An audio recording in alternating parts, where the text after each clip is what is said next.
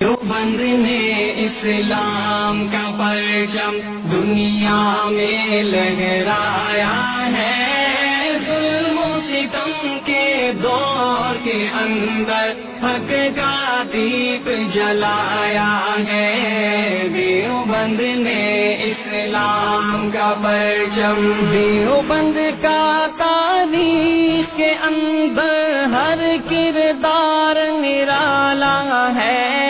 رب کی قسم اسلاف کا میرے ہر شاہکار نرالا ہے۔ رب کی قسم اسلاف کا میرے ہر شاہکار نرالا ہے۔ اس لشکر کے جانبازوں سے، اس لشکر کے جانبازوں سے ہر باطل گھبرایا ہے۔ ظلم و ستم کے دور کے اندر حق کا دیپ جلایا ہے۔ دیوبند نے اسلام کا پرچم، دیوبند نے اسلام کا پرچم۔ الحمد لله الذي أبدع الأفلاك والأرضين، والصلاة والسلام على من كان نبيا وآدم بين الماء والطين وعلى آله وأصحابه أجمعين، أما بعد۔ جس طرح کسی انسان کے لیے انسانیت کے اندر دو انواع میں سے کسی ایک نوع کے اندر ہونا ضروری ہے، یعنی یا تو مرد ہوگا یا عورت۔ یہ نہیں ہو سکتا کہ انسان تو ہو مگر نہ عورتوں میں سے ہو اور نہیں مردوں میں سے۔ بالکل اسی طرح امت محمدیہ میں شامل افراد کے لیے ضروری ہے کہ یا تو مقلد ہو یا مجتہد۔ کسی ماہر شریعت امام کی رہنمائی میں دین پر عمل کرنے والے کو مقلد کہا جاتا ہے، اور مجتہد قرآن و سنت سے خود مسائل نکالنے والے ہی کو کہتے ہیں۔ لیکن غیر مقلدین کہتے ہیں کہ ہر آدمی کو یہ اختیار حاصل ہے کہ از خود ہی قرآن و حدیث سے مسائل نکالے، کسی امام و مجتہد کی کوئی ضرورت نہیں۔ امام ابو حنیفہ، امام شافعی، امام مالک، امام احمد بن حنبل رحمہم اللہ، یہ سب ائمہ کرام ہمارے جیسے انسان تھے۔ ہمیں بھی اللہ تعالیٰ نے انہی کی طرح عقل دی ہے، لہذا ہم بھی خود ہی قرآن و حدیث سے مسائل نکالیں گے۔ دراصل غیر مقلدین دعوی اجتہاد دو وجہات کی بنا پہ کرتے ہیں۔ پہلی وجہ یہ ہے کہ اجتہاد کرنے کا حق ہر کسی کو دو تاکہ لوگ مذہبی پابندیوں سے نکلیں اور خواہشات کی پیروی کرنے لگ جائے۔ دوسری وجہ تاکہ انہیں موقع مل سکے کہ کسی نہ کسی طرح قرآن و حدیث میں تحریف کر کے دین اسلام کو بچوں کا کھیل بنائے۔ لیکن یاد رکھیے، اجتہاد بازار میں لینے کی کوئی سستی سبزی نہیں کہ ہر ایک اس کو خرید سکے، بلکہ اس کے لیے جیت اور محققین علماء کرام نے انتہائی سخت اور کڑی شرائط لگا رکھی ہیں۔ جس طرح امام مہدی کے لیے شرائط کا ہونا ضروری ہے ورنہ اس کا دعویٰ باطل ہوگا، اسی طرح مجتہد کے لیے شرائط اجتہاد کا ہونا ضروری ہے ورنہ دعوی اجتہاد باطل ہوگا۔ آتے ہیں شرائط اجتہاد کی طرف۔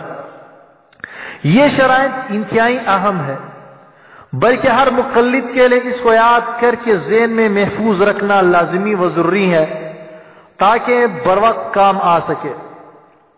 علامہ جلال الدین سیوطی رحمہ اللہ نے اپنی مشہور زمانہ کتاب تقریر الاستناد فی تفسیر الاجتہاد میں شرائط اجتہاد نقل کیے ہیں۔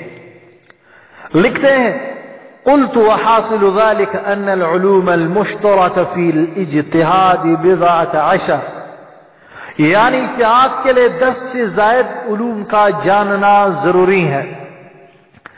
پہلی شرط کے متعلق علامہ سیوطی رحمہ اللہ لکھتے ہیں أحدها علوم الكتاب وهي كثيرة جدا، وقد جمعت في أصولها كتاب الإتقان في علوم القرآن، وهو مجلد ضخيم مشتمل على 80 نوعا، وكلها أو أكثر مما يتوقف عليه الاجتهاد. یعنی اجتہاد کے لیے 10 سے زائد شرائط علماء کرام نے لکھی ہیں. پہلی شرط کتاب اللہ کے علوم کا جاننا ضروری ہے. علامہ سیوطی رحمہ اللہ فرماتے ہیں کہ اس پر میں نے ایک ضخیم تفصیلی کتاب بنام الاتقان فی علوم القرآن لکھی ہے. فرماتے ہیں صرف کتاب اللہ کے علوم 80 اقسام پر مشتمل ہے. پھر ان علوم میں سے اکثر کا تعلق اجتہاد کے ساتھ ہے. یہاں اکثر کا اطلاق کم از کم 40 سے اوپر پہ کیا جائے گا. یعنی صرف کتاب اللہ کے متعلق 40 سے زیادہ علوم کا جاننا مجتہد کے لیے ضروری ہے. اب آپ سوچئے کیا غیر مقلدین میں کوئی ایسی شخصیت موجود ہے جو کتاب اللہ کے 80 اقسام کو جانتا ہوں؟ بلکہ یقین سے کہتا ہوں کہ 80 علوم کا جاننا تو دور کی بات، ان کو 80 علوم کے نام تک بھی نہیں آتے. دوسری شرط علوم حدیث کا جاننا ضروری ہے. علامہ سیوطی رحمہ اللہ فرماتے ہیں وَهِيَ 100 عِلْمٍ شَرْحُهَا فِي الْكُتُبِ الَّتِي أَلَّفْتُهَا فِي عُلُومِ الْحَدِيثِ. یعنی علوم حدیث 100 اقسام پر مشتمل ہے، جس کی تفصیل سیوطی صاحب رحمہ اللہ کی کتاب بنام علوم الحدیث میں آپ دیکھ سکتے ہیں. تیسری شرط علم اصول فقہ سے واقف ہونا پڑے گا. چوتھی شرط علم لغت پہ عبور حاصل کرنا ہوگا. پانچویں شرط نحو کا جاننا ضروری ہے. چھٹی شرط مجتہد کے لیے صرف کا جاننا ضروری و لازمی ہے. ساتویں شرط علم منطق جیسے اہم اور مشکل فن کا جاننا ضروری ہے. آٹھویں شرط علم جرح و تعدیل کا جاننا ضروری ہے. نویں شرط علم الناسخ والمنسوخ کا جاننا ضروری ہے. 10ویں شرط علم الحساب کا جاننا ضروری ہے. جبکہ غیر مقلدین تو ریاضی یعنی فن حساب میں حد درجے تک کمزور ہے، کیونکہ 3 طلاق کو پوری امت 3 ہی کہتے ہیں، مگر غیر مقلدین کہتے ہیں کہ نہیں بلکہ 3 1 ہے. حالانکہ یہ تو چھوٹے بچے کو بھی معلوم ہے کہ 3 3 ہی ہے. 11ویں شرط فقہ میں مہارت پیدا کرنا، جبکہ غیر مقلدین تو روز اول سے فقہ کے دشمن بنے ہوئے ہیں. 12ویں اور آخری شرط علم الاجماع والخلاف کا جاننا ضروری ہے. یعنی کس مسئلے میں مجتہدین صحابہ کرام تابعین وغیرہ کا اتفاق ہے اور کس مسئلے میں اختلاف.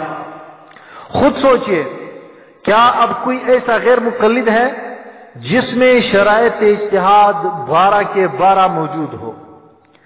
12 شرائط تو دور کی بات ہے، بلکہ کوئی لامذہب غیر مقلد صرف 3 علوم میں ماہر فن ہونے کا دعویٰ کرے اور ہاں ہمیں امتحان لینے کا موقع بھی دے، اگر بالفرض وہ اس میں پاس ہوا تو وہ مانگا نقد انعام دوں گا.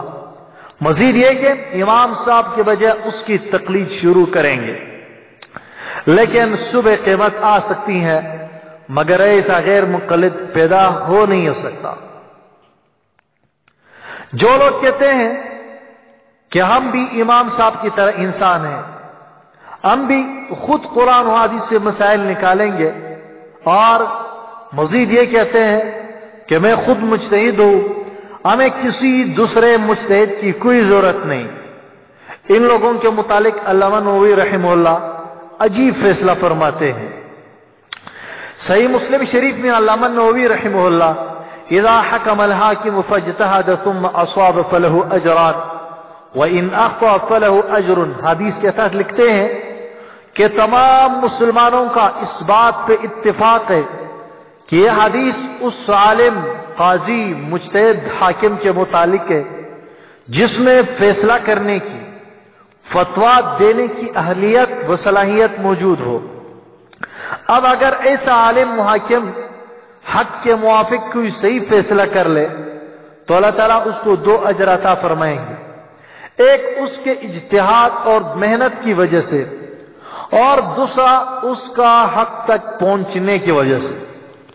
البتہ اگر فیصلہ کرنے میں یعنی فتویٰ دینے میں اس نے غلطی کی، پھر بھی اللہ تعالیٰ اس کی محنت کی وجہ سے 1 اجر ضرور عطا فرمائیں گے۔ آگے علامہ نووی رحمہ اللہ فرماتے ہیں کہ علماء کرام نے فرمایا ہے فَأَمَّا مَنْ لَيْسَ بِأَهْلٍ لِلْحُكْمِ فَلَا يَحِلُّ لَهُ الْحُكْمُ فَإِنْ حَكَمَ فَلَا أَجْرَ لَهُ بَلْ هُوَ آثِمٌ وَلَا يَنْفُذُ حُكْمُهُ سَوَاءٌ وَافَقَ الْحَقَّ أَمْ لَا لِأَنَّ إِصَابَتَهُ اتِّفَاقِيَّةٌ لَيْسَتْ صَادِرَةً عَنْ أَصْلٍ شَرْعِيٍّ فَهُوَ عَاصٍ فِي جَمِيعِ أَحْكَامِهِ، یعنی جس میں اجتہاد اور فتویٰ دینے کی صلاحیت موجود نہ ہو تو ایسے آدمی کے لیے فتویٰ دینا ناجائز و حرام ہے۔ پھر بھی اگر ایسے نااہل آدمی نے فتویٰ دیا تو بجائے اجر و ثواب ملنے کے الٹا یہ آدمی گنہگار ہوگا، اور ایسے شخص کا فتویٰ و فیصلہ نافذ نہیں کیا جائے گا اگرچہ حق تک کیوں نہ پہنچے، کیونکہ اس کا حق تک پہنچنا ایک اتفاقی امر ہے، کسی اصل شرعی کی وجہ سے نہیں، اور یہ شخص تمام احکام میں گناہگار ہے۔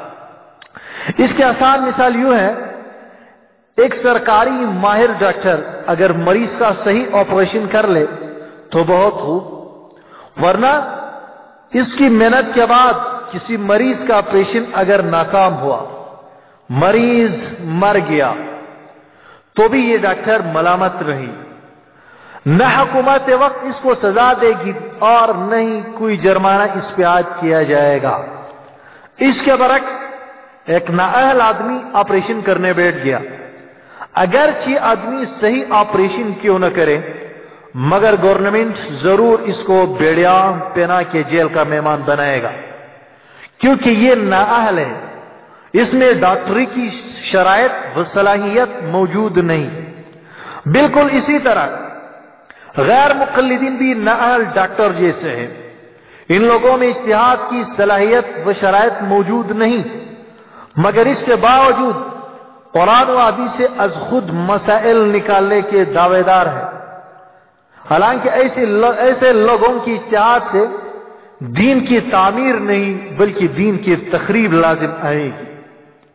آخر میں انتہائی درد دل و خلوص کے ساتھ لامذہب غیر مقلدین کو ایک درد برا پیغام دیتا ہوں کہ قرآن و حدیث سے بچوں کا کھیل نہ بنے۔ جس طرح نااہل ڈاکٹر کو دنیا ہی میں حکومت وقت کی جانب سے سزا ملے گی، ایسے ہی نااہل مجتہدین کو روز محشر اللہ تعالیٰ کے دربار میں سزا ملے گی۔ اللہ تعالیٰ میں دنیا و آخرت میں سرخوئی نصیب فرمائے۔ وآخر دعوانا ان الحمد للہ رب العالمین۔